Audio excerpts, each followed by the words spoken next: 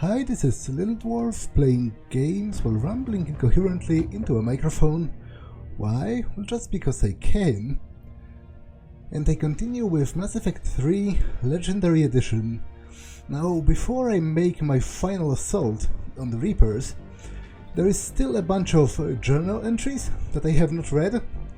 So I am going to read them now, because soon enough there is not going to be a chance. So I will timestamp it in the description so that you can skip it if you're not interested.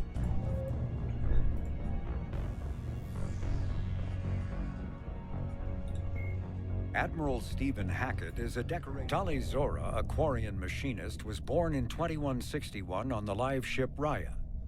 During her pilgrimage, a rite of passage in which Quarians proved their worth to the fleet, she recovered a Geth memory core that proved a rogue Spectre, Saren Arterius, was working with the Geth. As a consequence, Tali Zora became a crew member of the SSV Normandy, where she served under Commander Shepard during the Battle of the Citadel. Tali Zora returned to the migrant fleet following the destruction of the First Normandy. Soon after, the Admiralty Board sent her to the former Quarian colony of Haestrom to recover data on the planet's dying sun. Most of her team was killed when they fell under attack from the Geth. But Tali Zora herself was narrowly rescued by Shepard and the crew of the rebuilt Normandy. The Quarian rejoined Shepard to help oppose the Collector threat, but her current whereabouts are unknown. Jacob Taylor is a human biotic and was once a Cerberus operative working under Miranda Lawson. Born in 2157, he began his career as a Systems Alliance Marine and served as a member of the Corsairs, an arm's-length program for operatives working outside of Alliance jurisdiction. Taylor survived the Geth attack on Eden Prime, but left the Alliance afterwards because of what he perceived as unresponsiveness in the face of aggression. While working for Cerberus, Taylor thwarted a plot by Batarian terrorists to unleash a bioweapon on the Citadel. Soon after, he was assigned to Project Lazarus, the Cerberus effort to reconstruct Commander Shepard and the Normandy stealth frigate. Following the project's completion, Taylor accompanied Shepard through the Omega-4 relay to destroy the Collectors. He survived that mission and has since left Cerberus, although his current whereabouts and affiliations are unknown. Jelix, the second planet in the Arai system, is a marginally habitable world of mountains and ice. The planet was turned into a human penal colony upon its discovery in 2161. But its prison shut in 2179 after racking up the worst safety records in the Systems Alliance. Lawsuits are still in the courts. Shortly after the closure of the prisons, a handful of intergalactic corporations moved in to set up mines, supply depots, and other facilities on the planet. An unremarkable world located far from regularly traveled trade routes, Lessus is inhabited only by a small Asari colony. The main feature is a monastery that houses a large population of Asari with active or latent Ardot-Yakshi genes, a disorder that causes the death of anyone who mates with the afflicted Asari. Although some of the colonists exiled themselves voluntarily, many were sent to Lessus by their families to protect society from their deadly potential. The monastery emphasizes individual sacrifice for the good of the community. Latent Ardot-Yakshi, as well as active sufferers who show that they can control their condition, may be offered a chance to reintegrate into Asari society after spending sufficient time on Lessus. Active Ardot-Yakshi whose psychological profiles show capacity for neither empathy nor re-education are confined to the monastery for life. Okay, so this seems to contradict what happened during the mission, because Samara was ready to kill her own daughter because according to her code, like an Ardot-Yakshi can't live outside of the monastery. If it is destroyed and she attempts to live, you have to kill her. But it says here that if you have it, under control and you're not a danger to others, then you can reintegrate into normal society. So why didn't Samara's other children do that? Like, seemingly they have been there, for a really long time, most of their lives probably. So I am not quite sure. Why is that? The planet Rannoch, an arid planet orbiting an older star in the Tikkun system, is the former Quarian home world. Almost 300 years ago, the Quarians were driven from Rannoch by the Geth, synthetic servants who gained sapience and rebelled against their creators. Although Rannoch is now largely uninhabited, the Geth have acted as caretakers, working to repair the planet's ecology, restore ancient structures, and cultivate some farmland. Rannoch has no insect life. As a result, its pollinating plants evolved to rely on animals for propagation. This symbiosis between flora and fauna is responsible for the Quarians' weakened immune systems, which made colonization of other planets extremely difficult after their exile from Rannoch. For many Quarians, reclaiming their home world from the Geth is a matter of both cultural and physiological necessity. Now, this is pretty heartwarming that the Geth have taken care to preserve Quarian structures on Rannoch, and they even farmed the land so that it doesn't become barren. Even though obviously they have no need for agriculture themselves. So it's clear they were biding their time and preserving the planet until peace with the Quarians was possible. It's clear that they at least planned for reintegrating with the Quarians. That's just another point in the favor of the Geth. The Asari homeworld, Thessia, is the core of the largest economy in the Milky Way. The planet's reserves of Element Zero are so vast that they affect its price galaxy-wide. Because life on Thessia evolved in an ESO-rich environment, the world is home to a wealth of both biotically active and ESO-resistant species. Travel to the planet is strictly controlled, but smuggling remains an issue. Thessia is host to varying republics instead of a single government, and although each maintains a formidable military, it is notable for having long been free of internal or external wars. The Asari are renowned for their cultural and political dominance, and they excel in ambassadorial ventures. They have a strong presence in Citadel politics and galactic policy. However, it is the unfocused political structure of their homeworld that has left the Thessians unprepared for the current conflict. So this is interesting because, as I sort of noted before, it's the Asari republics rather than the Asari Republic, and they do not have an overarching unifying government. Instead, they have different nation-states, and seemingly they are mostly ruled by direct e-democracy, which is pretty cool actually, but also pretty inefficient in times of war. Imagine if before taking any action, you would have to take a vote with at least 50% of your population of millions or billions of citizens, and they would all have to vote on what to do, whether to enter a war or whatever. I'm not saying it's bad, it's actually pretty good, because you would think that the purpose of the government is to enact the will of the people nonetheless, so there is no clearer way to manifest the will of the people than to ask the people themselves. I'm not saying it's bad, I'm just saying it takes a lot of time. So, yeah. The Reaper called Harbinger is believed Banshees are the corrupted Asari often found leading a Reaper strike force. The Reapers create them specifically from Asari with active or latent predispositions to becoming Ardot Yakshi, a rare neurological condition that enhances the Asari's biotic power while causing the immediate death of anyone she mates with. Lumbering as though in constant pain, the emaciated Banshees are surprisingly durable opponents. They are devastating biotics, able to hurl lethal balls of energy and create shock waves as they regenerate. What Alliance military finds most disturbing is the Banshee's ability to spawn her own warp field and seemingly teleport during combat.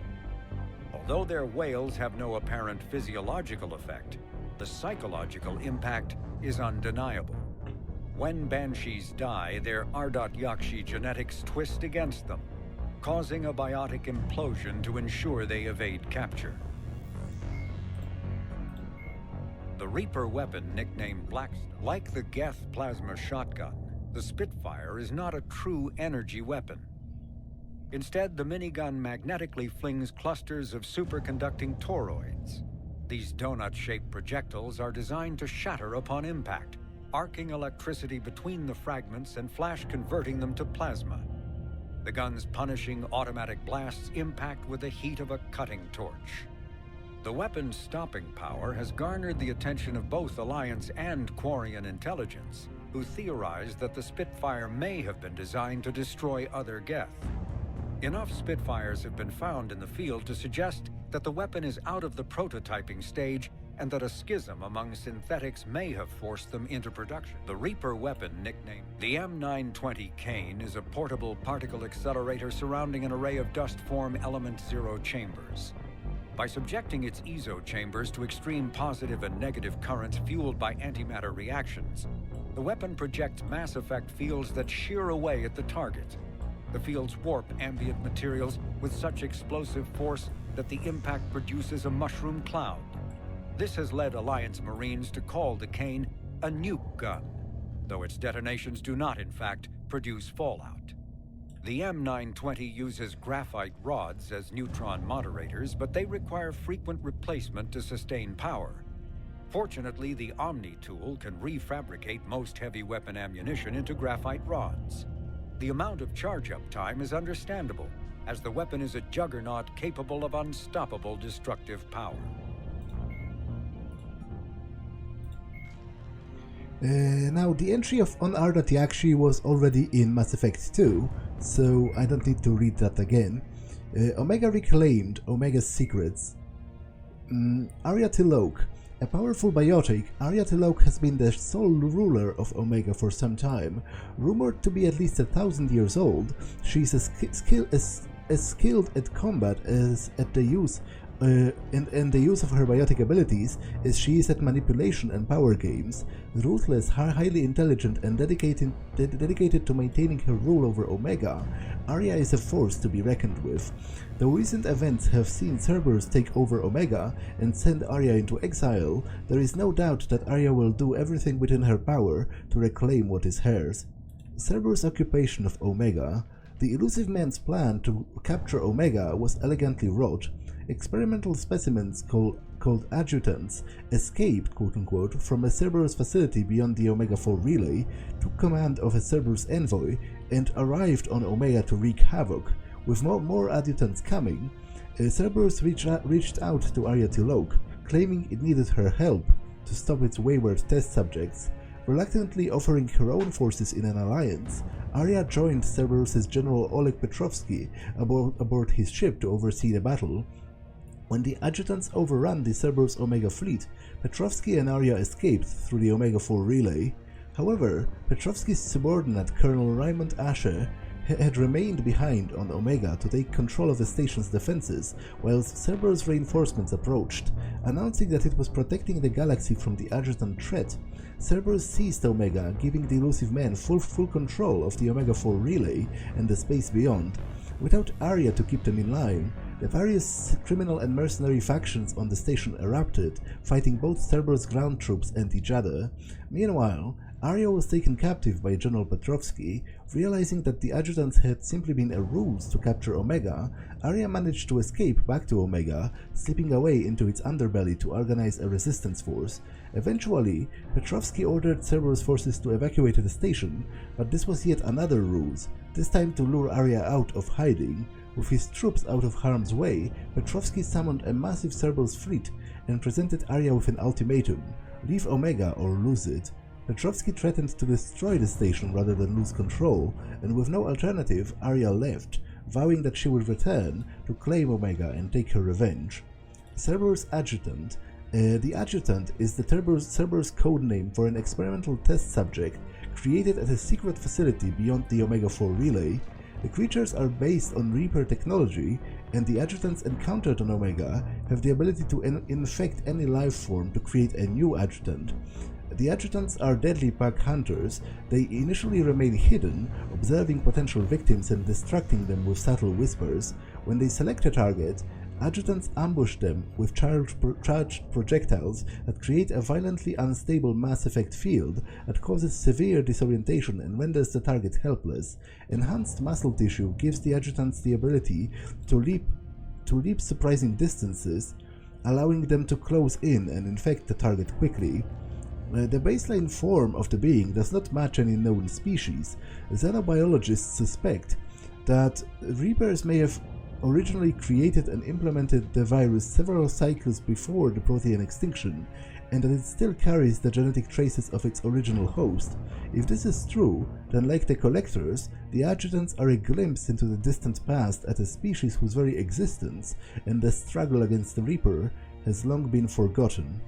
Okay, this is pretty interesting actually, that info that they might partially be based on some species that has long since been extinct. Cerberus, General Oleg Petrovsky. Military strategist and classical scholar General Oleg Petrovsky is one of the Illusive Man's most respected operatives. As a corporal in the First Contact War, Petrovsky was forced to take command of his unit and proved his tactical brilliance by holding off Turian attacks for weeks. The war ended before his position was overrun, but not before Petrovsky had witnessed firsthand the brutality of the Turian war machine. Despite being praised and promoted for his bravery, Petrovsky eventually found more common ground with Cerberus than the Alliance military. Since leading the campaign to seize Omega, Petrovsky has proven to be capably firm administrator who is focused on containing or eliminating unstable elements before they threaten Cerberus's occupation of the station. Cerberus Rampart Mech. Though its initial invasion of Omega was successful, Cerberus was soon faced with the problem of controlling the station's large and often lawless population.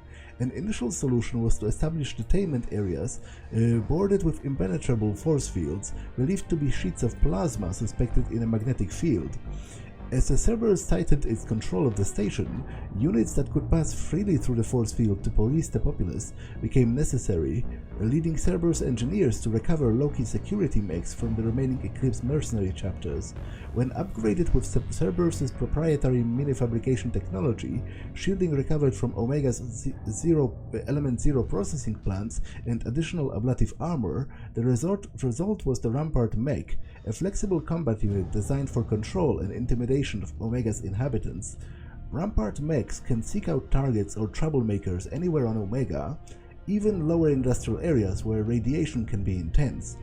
It is fitted with an infrasound and scent marker that are fight-or-flight triggers for several species and are intended to subdue or disperse a crowd. When necessary, Rampart mechs can channel all available power into generating a high-intensity shield that defends against biotic attacks or hacking and weapons fire, protecting the Rampart until reinforcements arrive. For combat, most Rampart mechs are equipped with a standard-issue shotgun. If damaged beyond repair, the Rampart mechs destroy the shotgun aluminum alloy heat dispersal sinks, coating any nearby assailant in red-hot residue that burns through armor. In extreme situations, the Rampart mech overclocks into hunter-killer mode, diverting power from its unique shields to single-mindedly destroy its target. In this mode, the Rampart mech moves faster, attacking with a flash-forged Omni-blade that targets unprotected nerve clusters and immobilizes the luckless target. The Rampart also channels excess heat through dispersal sinks, visibly burning off material to create an intimidating display as it advances. Nyreen Kandros. Born to a family with a long and honored tradition of military service, Nyreen Kandros left the Turian military after the emergence of her biotic powers. Oft suspicious of biotics, the Turians shipped Nyreen off to a Cabal unit, where her abilities and experience were grossly underutilized. After several years as a mercenary, Kandros was drawn to Omega by its reputation as a haven for capable freelancers. Nyrene's early years on Omega were a pivotal time for her. Arya Tilok took an interest in Kandros, helping her hone her biotic talents while developing her military experience and skills to their full potential. Arya also allowed Nyrene the time she needed to reconcile with her new way of life and her unexpected and initially unwanted abilities. The two eventually parted ways due to inconcilable differences, but Nyrene Kandros remained on Omega. Upon Arya's return to the station after the Cerberus invasion, Nyrene revealed herself as the leader of the Talons. Reformed under her leadership, the Talons are Omega's newfound symbol of resistance against Cerberus occupiers. Turian Cabals. The Cabals are an elite biotic Turian unit whose dictum is "the intangible is unstoppable."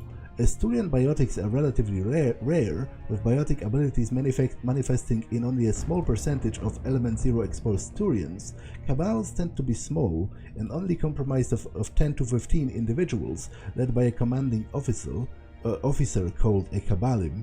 A Turian Cabal is often deployed covertly as shock troops or saboteurs, or they are sent on long reconnaissance missions for the hierarchy. In addition to advanced biotic training, all Cabal soldiers are highly skilled in small arms, explosives, infiltration tactics, and piloting.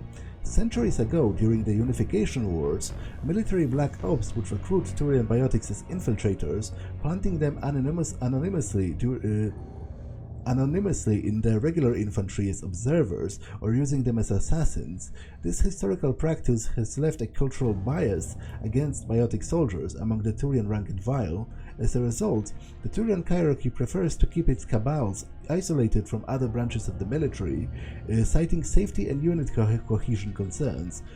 Even Turians whose biotic abilities are not combat proficient are segregated into Cabals, often forcing them to cut short their promising careers in order to serve as a medic or maintenance officer.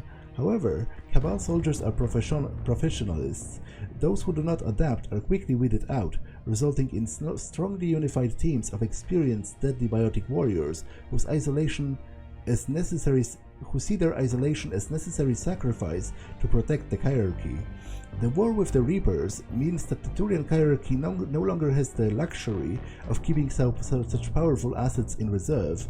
Many Cabals have been recalled to LEVIATHAN, while the most experienced have been dispatched to the front lines for surgical strikes on the Reapers' strongholds or to provide support for regular infantry. Organizations.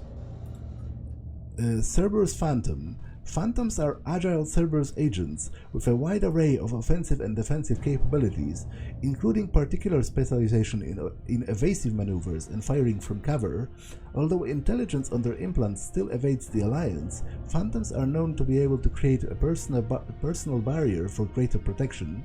Monomolecular blades and biotic shielding allow the Phantoms to engage in close quarter combat, and Phantoms can briefly cloak in order to recover from injuries. Because of this ability, the Alliance recommends personal confirmation of a Phantom's death. Sion, a fortified world under the protection of several Asari matriarchs, has begun to supply fuel to the system's Alliance forces in the hope that an Asari-human partnership might prevent the Reapers from seizing the planet. Alliance forces have since established several outposts in the system. The humans and the Asari have been joined by a small detachment of Turians, drawn from the private militia of a corporate conglomerate that does business with Sion. The three species are so determined to defend Sion that integration issues have been negligible. The task force has already thrown back several Reaper attacks, although the commanders expressed concern that small Reaper forces could have slipped through despite their vigilance. Ontarom. 16 years ago, the Systems Alliance established their first dish field on Ontarom, defying the tidal disruptions and electrical storms that periodically sweep across the planet. The facility has since grown into a crucial communications hub for the Alliance. Trade between the Alliance base and nearby human settlements sustains planetary unity. The Alliance also trains and hires colonists to maintain the quantum communicators, further strengthening the bond between the locals and the military forces that use the comm stations. Although most of the communication relays serve the military, a coalition of Ontarom's businesses have begun construction on a civilian broadcast hub. The local Alliance commander has offered help to the military's technical experts, making Ontarom a symbol of civilian and military cooperation. Darkness breached Leviathan's secrets. Leviathan. Essentially nothing is known of the aquatic species dubbed Leviathans before Commander Shepard's report to the Task Force Aurora. No record of their species' true name exists, no ruins are attributed to their civilization, and no influence on other races has been recorded. The Task Force can only conjecture based on the limited information provided by Shepard. Their current world is unlikely to be their homeworld, so it is surmised that the Leviathans mastered technology and spaceflight despite their immense size and aquatic nature. Their ability to communicate with and mentally dominate land-based sapiens would have been a necessary step, and so whatever homeworld the Leviathans hail from would have included a thrall species whose civilization served their purposes. Presumably their bodies can withstand both the extreme pressure of the depths and the lesser pressure of coastal areas where they might come into contact with these thralls.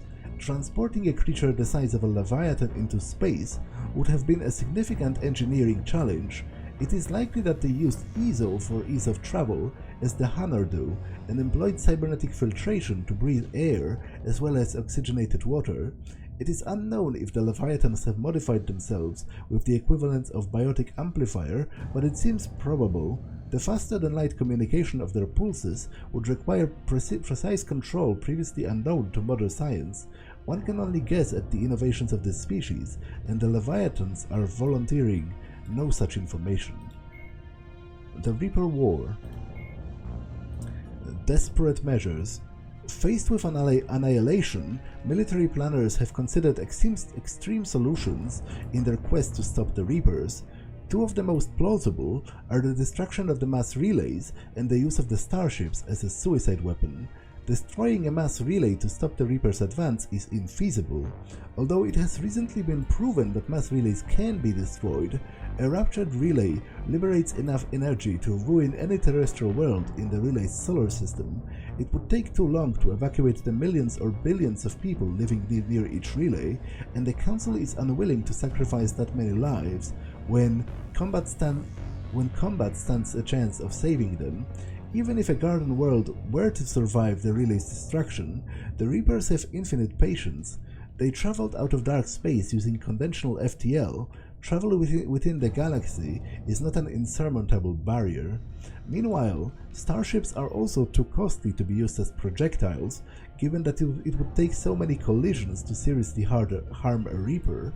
Some armchair admirals suggest that a single starship traveling faster than light could obliterate a Reaper capital ship, but all ships based on Mass Effect technology possess hardwired safety features to prevent FTL collisions. If a ship FTL plotter finds a significant object in the path of a planned jump, the FTL drive refuses to fire in the first place. This is not a perfect safety feature. The sensors can only scan for objects within a reasonable distance at light speed, and the navigator must plot the rest of the course, but it is so inherent to the FTL warm-up process that removing it is nigh impossible. Cynical intelligence analysts note that the secret of the Mass Effect technology, including that safety system, has always been attributed to the Proteans, just as the mass relays were. Yeah, so probably, they were designed by the Reapers. The FTL technology itself is based on Reaper technology, so it stands to reason they would design it in a way that would make it impossible, or at least very hard, to turn against them. The Battle of Rannoch. The Quarians' plan to retake their homeworld was risky and could have easily led to annihilation if a peaceful solution had not been found. In the initial battle against the Reaper-upgraded Geth ships, the Quarians found their heavy fleet and a portion of their patrol fleet outmatched. To stave off defeat, the Quarians retreated at FTL speeds to rally with the civilian fleet on the other side of Rannoch's sun, Tikkun. Temporarily hidden, but with only minutes of advance warning should a Geth scout spot them, the Quarians planned counterattacks to disrupt the Geth link with the Reapers, first preying on damaged Geth dreadnoughts. The Quarians followed by sending strike teams to Rannoch's surface to destroy the Reaper that was transmitting improved software to the Geth forces. When the Reaper uplink was disrupted, the Geth suffered momentary downgrades in response time and intelligence, allowing the Quarians to press their advantage. But an emergency order from Captain Shepard and Admiral Shalaran Vastonbay broke off hostilities before the Geth's full capabilities were restored. It is to the Quarians' credit that all three fleets obeyed the order to cease fire, even the civilian fleet, which had little combat experience. The Geth, for their part, bore no ill will towards the enemy combatants and broke off hostilities with perfect discipline. It remains to be seen how the Geth and Quarians will manage to coexist on Rannoch. For now, they have committed their considerable military forces to repel the Reapers. Given the long-lasting animosity between the Geth and the Quarians, it is possible that the Reapers did not plan for the possibility of such an alliance, and will be unprepared to contend with both armadas. Cerberus coup. Councillor Udina's attempted coup will no doubt be analyzed by future generations to come, but a clear picture is beginning to emerge. Udina has been contacted by Cerberus to coordinate what was intended to be a bloodless takeover of the Citadel, in which he would force the other councillors to grant him emergency powers so that he could command the Citadel fleet. He would then direct the fleet to liberate his homeworld, Earth. The plan fell apart early when Executor Palin and the Salarian councillor caught wind of it. In defense of the plan, the elusive man dispatched his top assassins, commanded by Kai Leng, to kill them. Udina had little choice but to support the assassins with an armed force sufficient to hold the Citadel. Captured confidants have indicated that Udina and Leng's alliance was relatively fragile. Udina might have planned to turn on Cerberus when the fleet was his to command, and Leng departed when he calculated that Udina would not succeed. Persistent rumors suggest that Udina may have been a high-functioning victim of Reaper indoctrination. His actions played right into the Reaper's plans. Even if the coup failed, it would damage the Citadel governance. If it succeeded, his plan to retake Earth would have likely turned into a military blunder that Council forces could ill afford. However, there is no direct evidence of his indoctrination, nor obvious opportunity. It is more likely that Udina acted out of desperation, and in doing so, cost humanity its councillor. The fall of Tessia. The assault on Tessia did not go as smoothly as the Reaper's strikes against other races. While the other species met the Reapers head-on, the Asari resorted to dangerous hit-and-run tactics to harass the attackers. By engaging in guerrilla strategies, blasting a Reaper ship and jumping to FTL where they could not be tracked, the Asari forces forced the Reapers to remain on the defensive. Unfortunately, the Reapers' greater numbers allowed them to accept certain losses, so that they soon ignored the attacks against them and began orbital bombardment of Tessia. This in turn forced the Asari to defend their homeworld with a more traditional stance, facing the Reaper forces directly. As soon as the Reapers landed on Tessia, the harvesting began. A swift and brutal slaughter of the Asari ground forces followed. Resistance from trained biotics barely stopped the attackers down. In the end, Tessia's minimal military forces, combined with unpreparedness in the face of an overwhelming enemy, resulted in the fall of the planet. The miracle at Palaven. The Turian and Krogan counterattack on Palaven combined deception, courage, and tenacity. First, the Turians leaked a false battle plan that they drew on the same tactics they used at the beginning of the assault of Palaven. Then, the Dreadnought Indomitable failed a problem with its drive core, coming out of FTL near Palaven's moon, Menae. 3 other dreadnoughts and their attendant fleets deployed to assist the Indomitable, a tempting target that drew the Reaper capital ships away from Palaven.